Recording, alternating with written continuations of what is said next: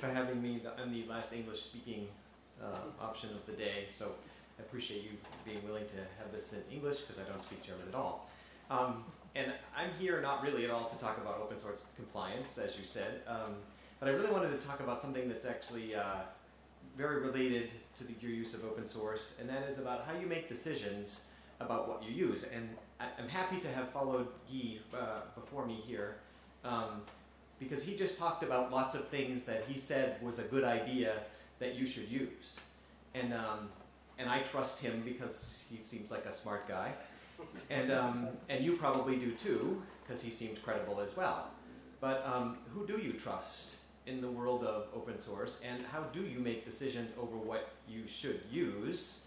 And after this talk, I'll have a further conversation about how he decided to use what he did. But there's a lot of trust that goes into open source. We trust the community, and we listen to what others say in the community works and what doesn't work. But all those projects that were just listed, JUnit, jQuery, all the other LibreOffice and things, when they started, did you trust them?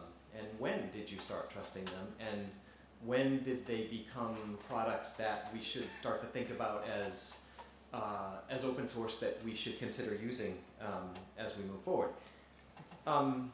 If you don't know, and I think you do, there's plenty of floss in the world.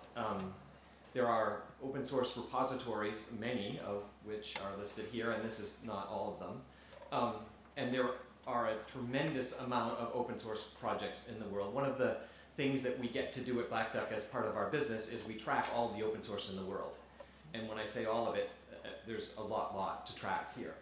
Everything from, whose organizations has done anything with GitHub? Anybody doing anything with Git or GitHub? Right, so no surprise, GitHub's not been around long, right? And who's used any software from SourceForge? Anybody ever grabbed anything off of SourceForge? Right, so those are like the two big icon places of open source, but then there's lots of other open source in the world. I was just speaking at a developer conference, a Java conference last week, and somebody said, the Apache icon is really little down there, but it's really important in the world of open source. What's going on in the Apache Foundation is some of the most important open source initiatives and projects that are going on in the world, and in fact that's likely to be true. You could debate some of that or not, but there's a lot of what's happening that is super important. So just because GitHub has 1.8 million repositories doesn't mean it's more important than the work that the Apache or the Mozilla or the smaller foundations are doing, where we're talking just a few hundred projects, not a few million projects, but some very significant, and certainly the Linux Foundation as well. But the big message from this chart is, wow, there's a lot of choice in the world, and how do you decide what you should use? And so it's a headache, right? So just some numbers, so almost 2 million repositories, SourceForge in the 250,000, and Google Code and Bitbucket, and there's a lot of projects. So your developers, the people who work in your companies, face this every day, and it's a headache for all of them. And so what do we do here? So first question is, are these projects real? There's lots of them. Do we just assume they're all real? Probably not. How many of them are active? How many of them are abandoned? Because I can tell you lots are. And how many have a team? Does it matter? Is it one guy? Maybe I'm a really smart guy and I wrote something very, very good. Would you all use it? Would you trust me? Is it good enough? Or should there be a team or a community or a large user audience around that? So we run a lot of analysis at Black Duck on what's going on in the open source community. So let me give you some perspective. So we have a database that comes from a website we call olo.net. Maybe you've heard of it, maybe you haven't. We track about 550,000 different open source projects on that site. And so just a quick analysis of the 550,000, about 270,000 or so have enough organized code that we can actually analyze it. The rest of it's some fairly random code bits. Less than half of that, significantly less than half of that, have had a commit in the last 2 years. Right, so the funnel goes quick, right? So lots of projects. less than 100,000 have actually had someone commit to the project in the last 2 years. Now, there are some great projects out there, by the way, that have been around a very long time, that they're finished, and they're basically done, and people aren't really committing much, but they're still committing some and keeping those things alive. Of that 100,000, cut it in half again, have had a commit in the last year. So now we're down to less than 50, we're at 10% of, or less than 10% of our number here. So that had a commit in the last year, 30,000, almost half of that in the last 6 months, and then it kind of opens up a little bit here in the last couple.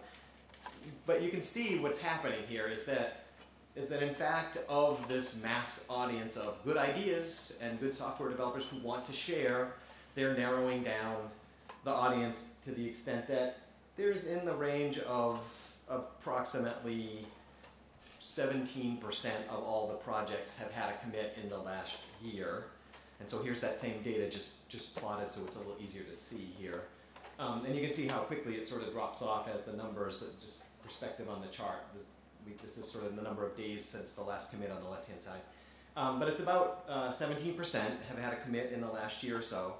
But the other question, how many of those have more than one person on the project? It matters, right? How much trust do you put into only one? Well, only about half of those projects have more than one person on the project, right? So the numbers got much, much lower. So while there's a huge set of choices, only a small fraction actually gain any long-term traction. Now, very important projects that do, but it's important that when your developers go out and find open source software, that they do their homework and they ought to check what's behind the scenes before they just go grabbing code. I see lots of developers every day, I'm sure you do too, who take code snippets from things they find, sort of like doing, remember in the early days of the internet, you used to search for things and I'd read things and I'd go, oh wow, I just learned something really interesting, but it was written by someone who was not credible or knowledgeable about a subject, and I found out it was wrong. Well, people steal code all the time and use it, and steal is the wrong word. People use code, they borrow code, unknowingly, and make choices to use open source thinking it's a good idea, but maybe without the right stuff behind it. So, how do you find out? How do you know? So I'm gonna give you an option here, and this is not an Olo promotion, because Olo is just a free community website. So Olo, this website that we give back to the open source community, it's sort of a subset of all of our data that we give back for free. We take all of the stuff from all of the source code repositories and we put it all in a big database, and we let people search it so they can find out stuff like this. And it's a completely free community resource that developers get to use. And we have 500,000 or so folks are using it each month to look up stuff like this. And my image got really distorted here, I'm sorry. But in Olo, you get lots of charts and stats and things, and it's difficult to make out in this distorted image. But what you can find out is things like how many contributors were active on the project over the course of the last year, how many commits were happening on the project. You basically see how active the projects are, and you can do this for any open source project you want that comes from all of this stuff. And we chart it. So we see, sort of over time, you can see that this is a project called Salt, and it's actually sort of a competitor to Puppet, if anybody's keeping up with what's going on in the cloud world, right? And it's to help manage the infrastructure of cloud deployments and monitoring and things. And this project took off like crazy in the last year, because guess what? Cloud's a hot space right now. So they grew this thing from 2 or 3 developers to over 100 developers in just a few months, and so it's a hot topic right now. Lots going on. So when I first looked at this, I thought, okay, this is interesting. I want to look more. And there's not a pitch about Salt. It's just an example project. We also track literally the activity and the details around the community, so you can see the number of developers as they grew and what that activity looked like. We provide information on all the languages that are used, when they entered the project, what percentage of the code base is languages, and literally all we're doing is we're reading and we're doing code analysis. We're counting comments and numbers of lines of Java code and Python code and whatever other languages are there, and we just sort of lay all that out to make it easier to make choices of what's going on there. and then give you some other summary information about when did the project start, how many lines of code there are, when did the code take off, and then we also give you some things like, here's some other projects that might be like this project, and we do that through some tag text analysis. So all this is just, it's sort of helpful data to help you make decisions around these types of projects. Oh, one other feature that's in here, you can compare projects side by side. So I just used two examples of these. Here's the SALT project and the Puppet project, and just for example purposes, the SALT project has almost 200 developers that have participated. The Puppet project has 228, so they're both big projects. The commit rates are kind of different though. SALT's had 7,000 commits, Puppet's had 21,000 commits. It's got more momentum, frankly, than SALT does. Puppet's been, first commit happened almost 7 years ago, and that probably was some other projects that went into that. SALT's only been around for a year. And so you can get a flavor for sort of size and traction of the projects, how much code was added and removed. So you can do some comparisons too. So sort of useful data, and Olo's by far not the only resource in the world to find this data. I think it's the best one, but that's my own opinion. But it's simply there, and it's an asset and a resource for developers to use.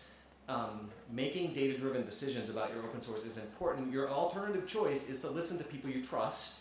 And I think, personally, I think that's a good idea too, because I was an IT director guy for a lot of years in my career before I started doing this kind of a thing. And frankly, I made decisions based on three things. One was data, this kind of things. The second thing was what all my peers had to say, because as I was an IT director, I talked to all my peers regularly, and I asked them things like, hey, we're doing some cloud stuff, looking at this SALT or this Puppet thing, what do you do? And so I really trusted my peer network, and that was a really important part of my decision making. And then I read a lot of analysis from big consulting companies and sort of what people were advising, and different analysts and things as well. So, and I triangulate those three things. I triangulate data, my opinions, and then analysis from the experts. And that's how I made decisions. So this is one of those corners. This is the data piece.